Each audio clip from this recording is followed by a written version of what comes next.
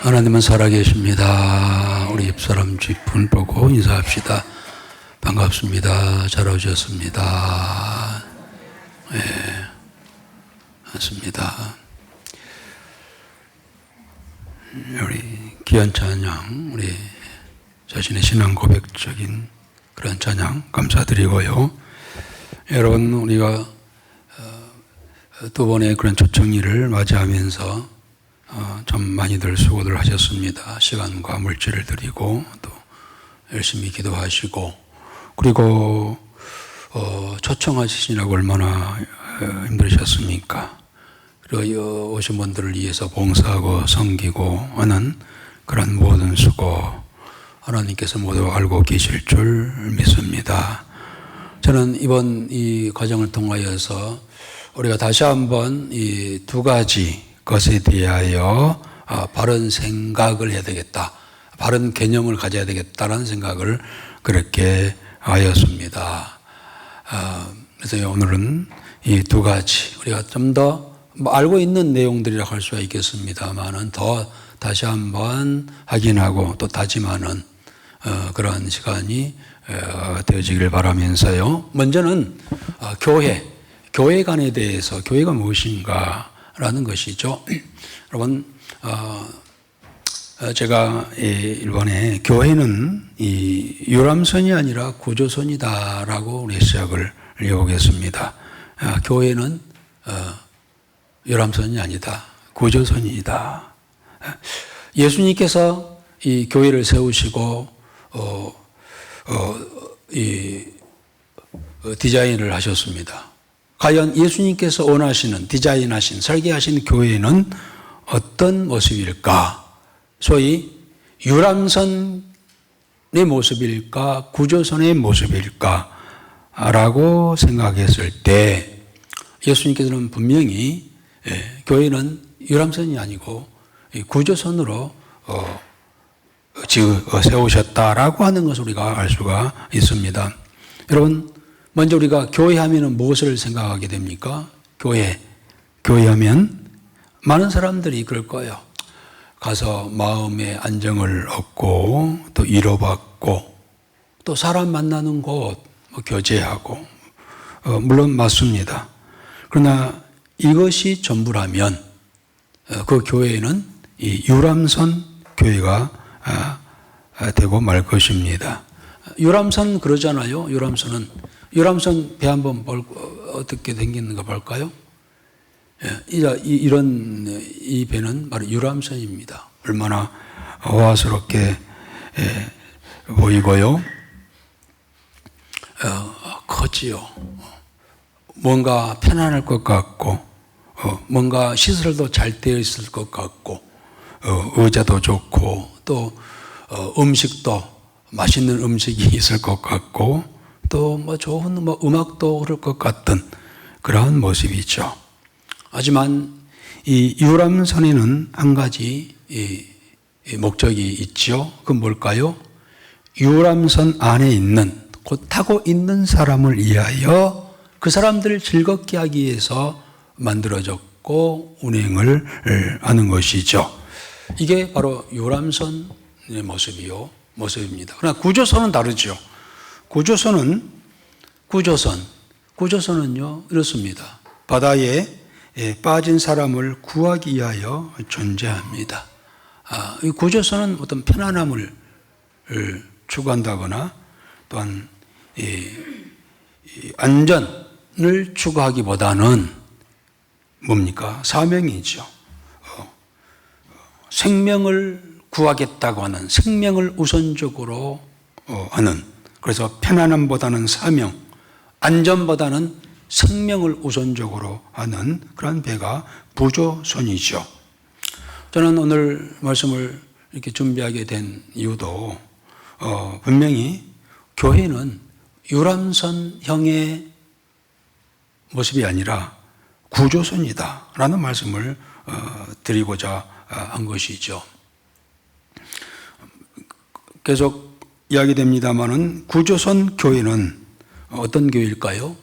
기존 성도들끼리, 우리끼리만 즐기는 그러한 교회의 모습이죠. 그러나 구조선 교회는 그렇지 아니하고 죽어가는 영혼을 건져내는 그러한 교회입니다. 물론 편안함, 안락함, 평안함은 사실 천국에서 온전히 누리게 되는 것이죠. 우리가 성경에 보면은요, 과거의 초대교회나 그리고 성경적인 교회는 모두가 구조선 형식의 그러한 스타일의 교회였습니다. 다시 말하면 구원, 전도와 선교에 열심히 내는 그러한 교회였습니다. 우리 초대교회, 우리 요한계시록에도 보면은 7교회가 나오죠. 에베소 교회부터 시작해서 버가모, 사대, 빌라델피아 이런 여러 교회들이 나옵니다만은 이 교회들은 하나같이 그와 같이 그 시대에 영혼 구원하기 위하여 구조선 형태를 띠는 구조선의 역할을 하는 그러한 교회였다고 하는 겁니다. 그 이유는 뭡니까? 교회의 존재의 목적이 뭘까요? 교회의 존재의 목적은 궁극적으로 잃어버리는 영혼들을 구원하기 위하여 주께서 세우셨습니다. 그러나 유람선 교회, 유람선 형식의 교회는 뭡니까? 아까 말씀드린 것처럼 안에 있는, 교회 안에 있는 사람의 중심, 만족 중심으로 세워진 또 진행된 그러한 교회입니다. 그러나 구조선 교회는 안에 있는 사람들보다는 밖에 있는 영혼들 중심으로 구조선 교회는 이 구경꾼이 아니라 안락함을 추구하는 교회가 아니라 이 밖에 있는 아직 구원받지 못한 자들을 향하여 그들을 향하여 나아가는 그들 위해서 존재하는 그러한 교회라고 하는 겁니다. 그래서 하나님께서는 궁극적으로 이와 같이 유람선 같은 크고 커다란 유람선 같은 그런 교회를 기뻐하지 아니하시고 작지만 구조선 같은 교회를 하나님께서는 기뻐하시는 줄 믿습니다. 계속해서 영혼들을 살리고 세우고 키우고 양육하는 그러한 교회, 하나님께서는 기뻐하실 줄 믿습니다. 우리 교회가 화스러운 유람선 교회가 아니라 작지만은 영혼 구원에 앞장서는 늘 출항하는 그러한 교회가 되기를 다짐하는 우리 모두가 되어지기를 주의 이름으로 축복합니다. 다시 한번 유람선 교회가 되어서는 안 될 이유 몇 가지를 더 말씀드립니다. 우리가 경계해야 할 유람선 교회의 모습은 어떤 모습일까요? 말씀드린 것처럼 이미 기존 성도들을 중심으로 우리가 편안하면 되고 안락하면 되고 그래서 먼저 승선한 사람들의 편안함이 최우선적으로 여기는 그런 모습이지요.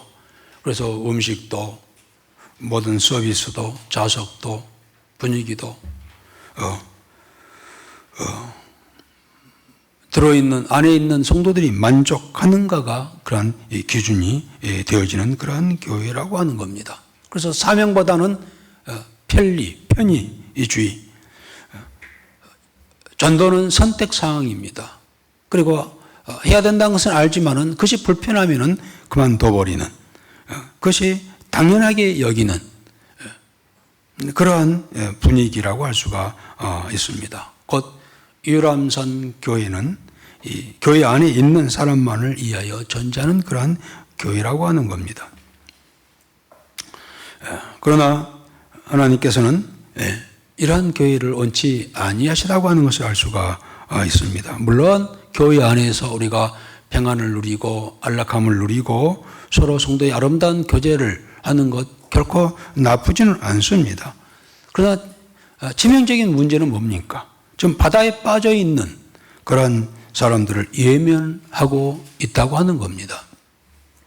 그러나 반대로 우리 구조선 교회의 그런 모습이죠. 이것은 성경적인 교회, 예수님께서 설계하신 디자인하신 그런 교회의 모습이라고 할 수가 있습니다. 그건 목적이 분명하죠. 교회의 목적이 분명하죠.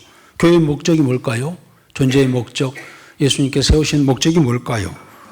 사람을 살리는 것이 최우선이라고 하는 겁니다. 영혼을 구원하기 위해서 우리가 시간을 들이고 물질을 들이고 정성을 다하고 섬기고 봉사하고 하는 그러한 일을 하도록 하기 위해서 교회를 세우셨다고 하는 겁니다. 그래서 교회의 모든 성도들은 이 승객들이 아니라 이 구조원들입니다.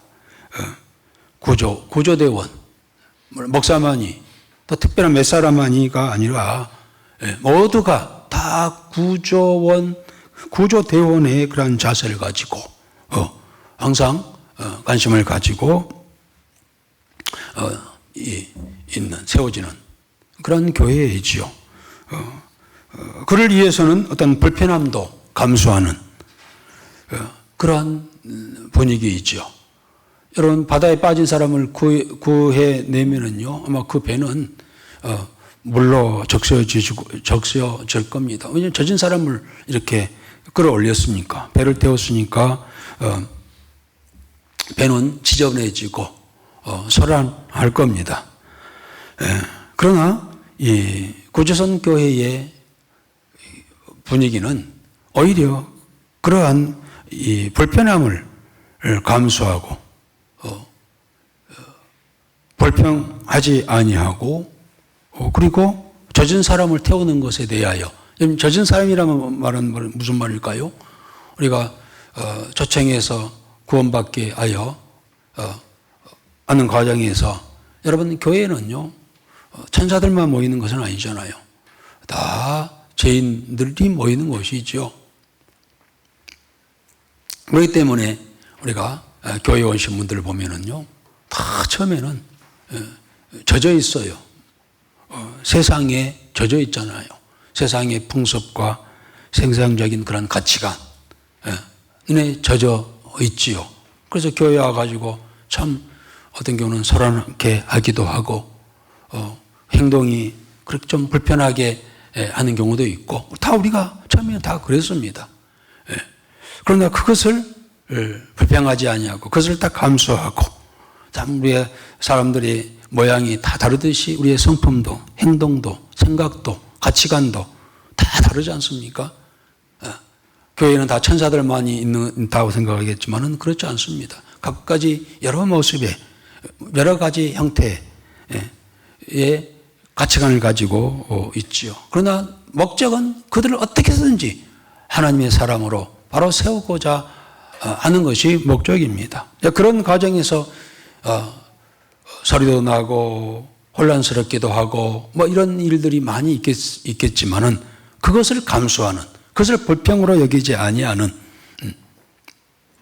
그런 분위기의 교회이죠. 그리고 혹시 어떤 일을 하다가 실패해도 서로 격려하고 어떤 숫자보다는 순종을 우선시하고 그리고 무엇보다 누가 왔는가, 누가 소위 구원받았는가, 누가 초청받았는가에 늘 관심이 있고 그것을 가장 기뻐하는 그러한 이 교회의 모습이라고 할 수가 있겠습니다. 누가 은혜 받았고 누가 구원받았고 이번엔 누가 초청되어 왔어. 초청되었다는 것은 뭡니까? 물속에 빠져있는 자를 건져냈다는 이야기 아니겠습니까? 그러면서 저는 이번에 83분이 오셨는데요, 물론 잠재적인 우리의 새가족이라고 할 수가 있겠습니다. 그들 한 분 한 분 보면은 꼭 저분들은 구원받아야 할 분들, 하나님께서 약속하신 예비하신 그런 자들이 아닌가, 그런 생각을 많이 하게 됩니다. 그들을 보면서 우리가 얼마나 기뻐하고 저분이 오셨네, 저분이 꼭 오실 분이 오셨어 하면서 서로 그렇게 기뻐하는 그러한 모습, 그러한 분위기의 교회가 바로 구조선 교회의 모습이요, 그런 분위기라고 하는 겁니다. 예수님께서도 이 교회에 대하여 생각하시는 것이 있죠. 물론 예수님께서 디자인하고 설계하셨기 때문에 예수님의 교회에 대한 관은 무엇일까? 오늘 우리 함께 읽었습니다마는 누가복음 19장 10절입니다. 다시 한번 읽어보겠습니다. 다 같이 읽죠? 인자가 온 것은 잃어버린 자를 찾아 구원하려 함이니라. 알고 보니까 예수님께서는요, 구조선의 선장이셨습니다. 물론 우리가 늘 기도하죠. 교회의 머리는 예수님이십니다. 예수님은 이 교회의 머리시오 선장이신 줄 믿습니다. 그렇습니다. 예수님께서는 안전한 항구에 계시지 아니하시고 스스로 자기를 이렇게 소개하고 있잖아요. 내가 사람들을 편하게 하기 위해서 온 거 아니다. 내가 사람들을 편하게 하기 위해서 교회를 세운 것이 아니다. 오히려 잃어버린 자를 찾아 구원하러 왔다. 구조대원으로 내가 왔다. 구조대원은요, 안전무장을 하고 어떠한 어려움도 환경도 또 오물을 물을 뒤집어 쓰기도 하고 오물을 뒤집어 쓰기도 하고. 그런데 예수님께서는 평생 삶이 그랬잖아요. 그 더러운 세상의 오물을 다 뒤집어 쓰시면서 살아갔잖아요. 조롱과 비난과 얼마나 많은 그러한 어려움을 겪었습니까? 그러나 구조하다 보면은 소방대원들 보면은요, 이 불 꺼진 불난 곳에 가서 소방대원들 우리 그 구조대원으로 활동한 거 보면은요, 얼마나 땀을 흘리고 애를 씁니까? 그리고 온 몸이 완전히 지저분해지고 뭐 그러지 않습니까? 예수님이 그런 모습이라고 할 수가 있겠습니다. 그래서 예수님의 사역은 언제나 이 구조선적인 그러한 사역이었음을 알 수가 있지요. 예수님께 찾아갔던 대상자들은 누굽니까? 다 하나같이 예를 들어서 삭개오, 버림받은, 세상으로부터 버림받은 그러한 삭개오 집에 찾아가셨고, 또 주로 병든 자들, 나사로가 살았던 그 지역은요, 나병 환자촌이었습니다. 거기에 가시고, 또 소외된 자, 실패한 자들을 찾아가셨습니다. 왜 예수님께서는 그런 자들을 찾아가셨을까요? 그것은 알고 보면 영적으로 바다에 빠진 사람들입니다. 바다에 빠져서 허적거리고 금방 침몰할 그러한 자들이죠. 질병으로, 사회적인 집단으로, 사회적인 그러한 소외받고 실패하고 하는 자들, 세상에 빠진, 바다에 빠진, 그야말로 구조가 필요한 자들이었죠. 늘 예수님께서는 그들을 찾아 나서셨죠. 그들을 향하여 그들을 찾아가셨고, 그들을 위로하고 격려하고. 그래서 예수님께서 늘 보시는 그런 시선은 늘 잃어버린 한 사람. 누가복음 15장 우리 4절 한번 읽어볼까요? 누가복음 15장 4절 한번 읽어봅시다. 너희 중에 어떤 사람이 양 100마리가 있는데 그 중에 하나를 잃으면 99마리를 들에 두고 그 잃은 것을 찾아내기까지 채다니지 아니하겠느냐. 그렇습니다. 예수님께서는 예수님의 시선은 우리 안에 있는 99마리 양보다 잃어버린 한 마리의 시선을 두셨다고 하는 겁니다. 아이고 99마리나 있는데 한 마리 정도야. 이것은 우리 인간의 계산법이고 하나님의 계산법, 예수님의 계산법은 99마리보다도 잃어버린 한 마리에 관심을 가졌다고 하는 사실입니다. 예수님께서는 평생 구조대원으로 그렇게 사셨고 그 일을 하기 위해서 예수님께서는 이 교회를 세우셨다고 하는 겁니다. 그래서 우리 교회는, 이 교회는 화려한 큰 그러한 요람선 형식의 그러한 교회가 아니라 작지만은 모든 먼저 온 성도들이 구조선 대원으로서 자세를 가지고 그 일을 행하는 그러한 이 구조선 교회를 우리가 지향해야 될 줄 믿습니다. 우리 다시 한번 다짐해야 되겠습니다. 과연 이 교회는 지금 누구를 위한 교회인가? 누구를 위하여 존재하고 있는가? 우리가 한번 스스로가 한번 생각하고 이 질문에 답을 해야 하겠습니다. 이미 믿는 사람만을 위하여, 물론 믿는 사람들을 위하여서 교회가 필요합니다. 존재해야 됩니다. 예배를 드리고 함께 교제하고 서로 격려하고 위로하고. 그러나 이미 믿는 사람, 교회 안에 있는 사람만을 위하여 있다고 한다면 올바른 그런 교회라고 할 수가 올바른 교회라고 할 수가 없다고 하는 겁니다. 아직 죄를 모르는 세상에 빠져 있는 구조해야 할 그들의 영혼을 위하여 존재하는 그런 교회가 되어야 한다는 것이죠. 우리 예수님께서 마태복음 28장 19절에 말씀하시죠. 한번 읽어보겠습니다. 그러므로 너희는 가서 모든 민족을 제자로 삼아 아버지, 아들과 성령 이름으로 세례를 베풀라 했습니다. 이 말씀도 그 말씀입니다. 예수님께서는 너희는 오라라고 하시냐고 가라라고 했어요. 오라가 아니라 가라라고 하셨습니다. 이게 무슨 말입니까? 늘 구조선 교회는 항상 출항할, 구조할 자들을 향하여 나아갈, 출항할, 가서 건져내라고 하는 그런 말씀이라고 하는 것입니다. 오늘 우리는 다시 한번 우리 교회에서 우리 각자 한 사람 한 사람은 나는 승객인가 아니면 구조대원인가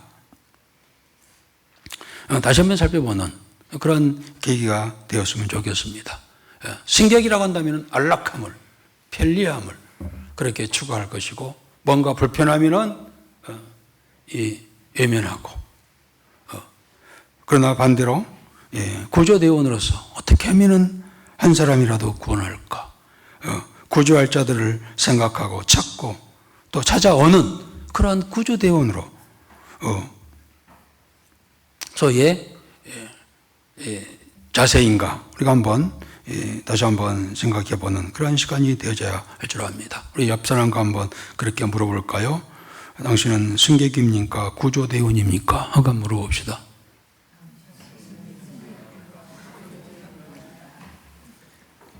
소리가 작아집니다.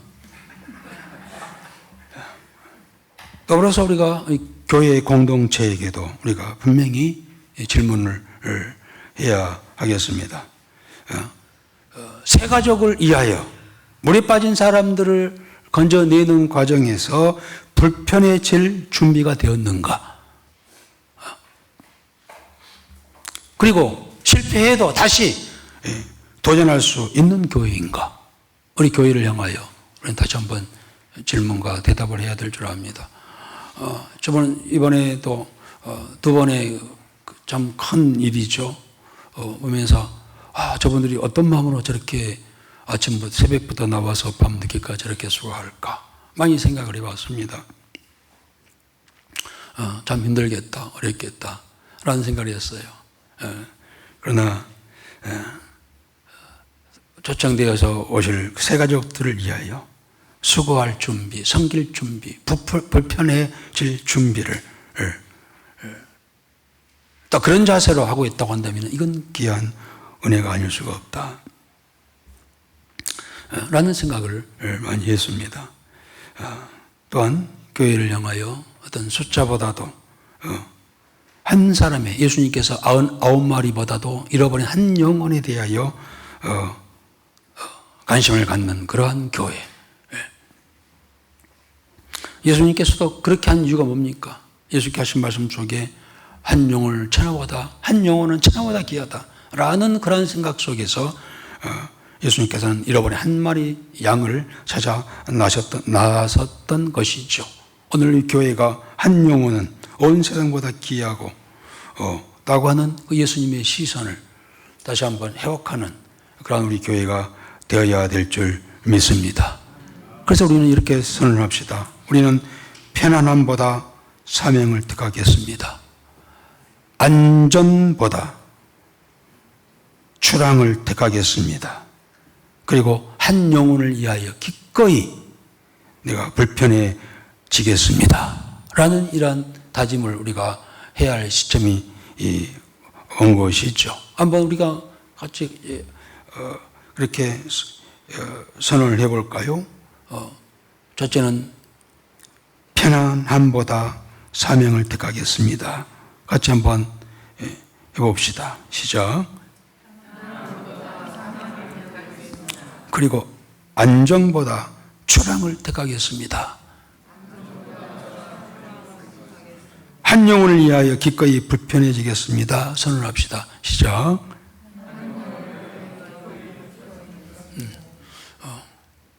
기꺼이 이렇게 해 주셨습니다. 이번에도 보면서 참 우리 성도는 정말 이렇게 말하면 기분 나쁠지 모르겠습니다만 참 말 잘 듣는다. 참 착하다. 라는 생각을 많이 했습니다. 저렇게 착할 수가 있을까? 저렇게 말을 잘 들을 수가 있을까? 라는 그런 생각을 했습니다. 기꺼이 세 가지 것을 우리가 또 선언을 했습니다. 여러분, 그래야 할 이유가 뭡니까? 교회 생활, 신앙 생활은요, 취미 생활이 아닙니다. 여가 선영도 아닙니다. 교회는 클럽이 아닙니다. 교회는 병원이죠. 영적 병원이죠. 그리고 교회는 영혼을 구하는 구조선인 줄 믿습니다. 그렇기 때문에 우리는 다시 한번 정리하고 다짐하고 각오하고 이러한 교회가 되기를 위해서 우리 한 사람 한 사람이 또 다짐을 해야 될 줄 압니다. 어느 구조대원이 이런 말을 합니다. 구조 현장에서 가장 위험한 순간은 어떤 순간인가? 그것은 지금 쉬어도 되겠지 라고 생각할 때가 가장 위험하다고 하는 겁니다. 교회도 마찬가지입니다. 이제 편안했으면 좋겠어 라고 생각한다고 한다면 이미 교회 사명을 잃어가고 있는 그런 신호라고 할 수가 있습니다. 우리는 이제 시작이다. 예수님께서는 우리를 유람시키려 교회로 부르지 아니하시고 구조선에 태워 세상을 향하여 보내시기 위해서 교회를 세우셨고 우리를 부르셨다고 하는 그러한 사명감 있는 그러한 자세가 저와 여러분들에게 필요한 그런 모습일 줄 믿습니다. 두 번째는 이 전도에 대한 이 개념입니다. 곧 전도는 추수가 아니라 이 농부의 자세, 농사라고 하는 겁니다. 우리가 전도 이야기만 하면 마음이 무거워지죠. 왜일까? 그것은 그렇잖아요. 이번에도 많이 했습니다. 초청해 왔습니다만은 말을 꺼냈다가 상대방이 예면하고 또 거절당하면 어떻게 하지? 내가 초청했는데 안 믿으면 이건 실패 아닌가? 라는 그런 생각 때문에 일단은 이 전도에 대한 그러한 무거운 마음을 우리가 갖게 된다는 겁니다. 사실 우리가 이 전도, 우리 성도들이 이 능력이 없어서가 아니라 사실 이 전도에 대한 그런 잘못된 생각 때문에 그런 늘 부담감을 가지고 그것을 회피해 오고 있다고 하는 겁니다. 여러분, 우리가 전도하면은 추수, 결과, 열매만 생각해 왔다는 겁니다. 그러나 오늘 하나님께서는 우리 함께 읽었던 말씀 속에 보면은 분명히 이 전도는 추수가 아니라 이 농사라는 겁니다. 과정이라고 하는 것이죠. 우리가 다시 한번 읽어봅시다. 우리 고린도전서 3장 6절은 전도의 번제를 잘 말씀해 주고 있지요. 같이 읽겠습니다. 나는 심었고 아볼로는 물을 주었으되 오직 하나님께서 자라나게 하셨나니. 그렇습니다. 이 말씀 속에 전도는 어떤 것인가? 전도의 본질에 대해서 우리에게 말씀해 주고 있습니다. 사람은 심습니다. 나는 심었고 아볼로는 물을 주었습니다. 사람은 심고 물을 줄 수가 있어요. 또 줘야 되죠. 심은 자가 있어야 되고 물을 주는 자가 있어야 됩니다. 그러나 궁극적으로 자라나게 하시는 분은 하나님이시다고 하는 겁니다. 여러분, 심고 물을 주는 것은요, 농부의 일과예요. 봄에 씨를 뿌렸으면, 그리고 이제 여름에 햇빛에 이 땅이 마르면 물을 주고, 이 과정이잖아요. 농부가 농사 짓는 거예요. 그러나 가을에 열매 맺게 하시는 일은 오직 하나님께서 자라나게 하셨나니 곧 하나님의 그러한 이 영역이라고 하는 겁니다. 농부가 하는 일은 뭡니까? 농부가 하는 일은 정해져 있습니다. 씨를 심고 물을 주고 기다리는 겁니다. 그러나 싹을 틔우고 열매 맺게 하는 것은 그 영역은 바로 농부의 능력이 아니라 하나님께서 하신다고 하는 것이죠. 우리도 전도도 마찬가지입니다. 우리는 결과의 주인이 아닙니다. 결과에 대한 열매의 주인은 하나님이시죠. 우리는 농부로서의 과정의 순종자들이라고 하는 겁니다. 전도하면 왜 스트레스 받고 왜 부담스러워하고 왜 어려워졌는가? 바로 전도를 추수로만 생각하면 이런 일이 생긴다는 겁니다. 그러나 그렇지 않다는 것이죠. 한 번 전했는데 반응이 없어요. 이것은 우리가 낙심하잖아요. 사실 저도 오늘 그러려 생각했습니다만은 우리가 두 번에 걸쳐서 꽉 차서 많은 사람들이 왔습니다만은 오늘 이번 주에는 그분들이 과연 오실까? 우리가 늘 해왔습니다만은 그렇지 못했어요. 그래서 우리는 낙심을 해요. 반응이 없으면 낙심을 합니다. 또 어떤 등록이 없고 결심이 없으면은 실패감을 갖게 되는 것이죠. 그리고 그런 결과가 없으면 포기하죠. 그래 해봤자衝動주의를 해봤자 하면서 점점 전도에 대한 부담을 갖습니다. 왜요? 열매에만 관심을 두고 있기 때문에. 저도 그렇습니다. 저도 두 번에 걸쳐서 이 복음적인 구원에 대한 설교를 했습니다. 많은 분들이 은혜 받고 참 복음의 진술을 말씀해 주셔서 고맙다라고 이야기했지만, 그런데 그걸 믿고 그래 내가 믿겠습니다 얘기하고 돌아온 자들이 이렇게 많지 않다는 것을 생각할 때 저도 낙심이 돼요. 그러나 그래서 필요 없어, 의미 없어 라고 그렇게 낙심하고 실패감 속에 있을 때가 있습니다. 그러나 말씀드리는 것은 농사에는 실패가 없다는 겁니다. 실패의 개념이 없다고 하는 것이죠. 여러분 봄에 농부가 씨를 뿌렸어요. 그럼 버린 겁니까? 아이고 씨를 뿌렸는데 아무런 반응이 없어 하고 포기합니까? 그렇지 않습니다. 씨를 뿌렸으면 그것으로 이미 성공한 것인 줄 믿습니다. 초청, 씨를 뿌리는 것은 주로 초청이라고 하는 건 씨를 뿌리는 것이죠. 이미 성공한 겁니다. 그럼 이제 뭐 할까요? 이제 물을 주는 겁니다. 물을 주었으면 이미 순종하는 겁니다. 그리고 아직 열매가 당장 없어도 이건 실패가 아니라고 하는 겁니다. 실패란 열매가 없는 것이 아니라 여기에 아무것도 보이지 않는다라고 중단해버리는 것이 이 실패라고 하는 겁니다. 아무것도 하지 아니하고 중단하는 것이 실패라고 하는 겁니다. 예수님도 많은 사람들을 전도하셨습니다. 예수님의 전도 방법도 마찬가지죠. 예수님은 사람을 급하게 추수하지 않으셨습니다. 어느 날 니고데모에게 가서 밤중에 가서 예수님께서는 복음의 씨앗을 뿌렸습니다. 나중에 니고데모가 우리가 알고 있듯이요, 예수님께서 이 십자가에 달려실 때 이 니고데모가 나서서 예수님의 시선을 수습하는 그런 주인공이 되었죠. 그리고 사마리아 여인에게도 예수님께서 가셔서 계속 복음을 전하고 그다음에 그에게 필요한 물을 주시고 그랬습니다. 또 제자들에게는 3년 동안 농사를 지었어요. 사과나무 한 그루 심어도 당장 1년, 2년 만에 열매가 있지 않죠. 3년 정도 걸린다고 하죠. 예수님도 이 제자들 3년 동안 농사를 지었습니다. 그런데 그들을 향하여서 왜 아직 믿지 않느냐라고 한 번도 말씀하시거나 재촉하지 아니하셨습니다. 예수님의 전도는 늘 농사 짓는 농사꾼의 그러한 자세로 기다리셨습니다. 때를 기다리시는 것이죠. 여러분, 우리가 이 전도에 대한 개념도 우리가 좀 더 바르게 해야 할 그런 시점이 아닌가 싶습니다. 오늘 하나님께서는 우리에게 결과를 요구하지 아니하신다는 겁니다. 하나님이 원하시는 것은 단 하나, 뭡니까? 순종이죠.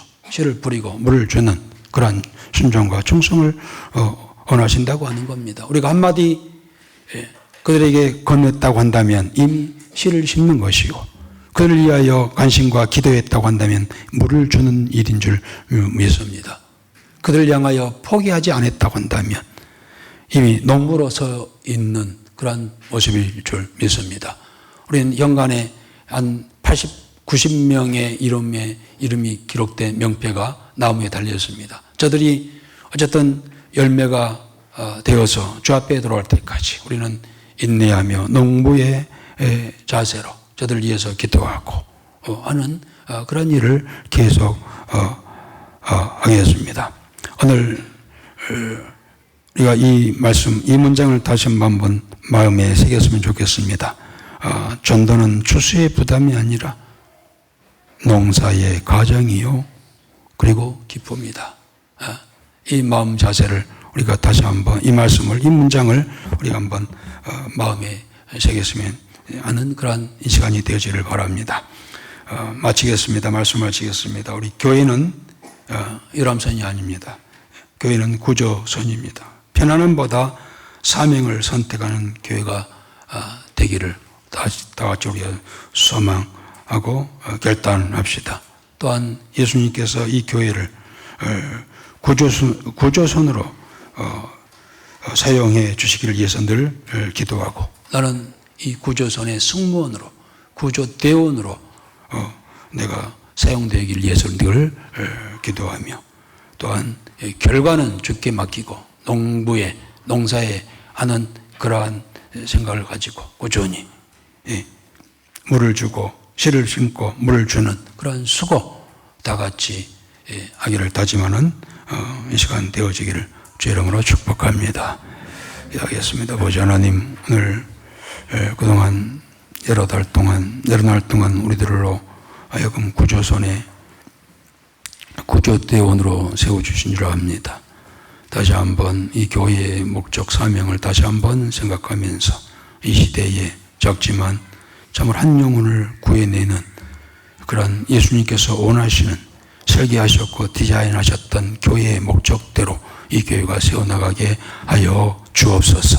당장에 눈에 보이는 열매가 있지 않다 할지라도 씨를 뿌리고 물을 주는 일을 계속하는 농부의 자세가 우리에게 이 교회에 있게 하여 주옵소서.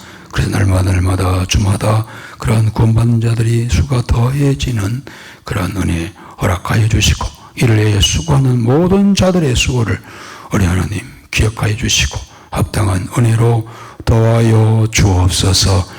예수님의 이름으로 기도드리옵나이다. 아멘.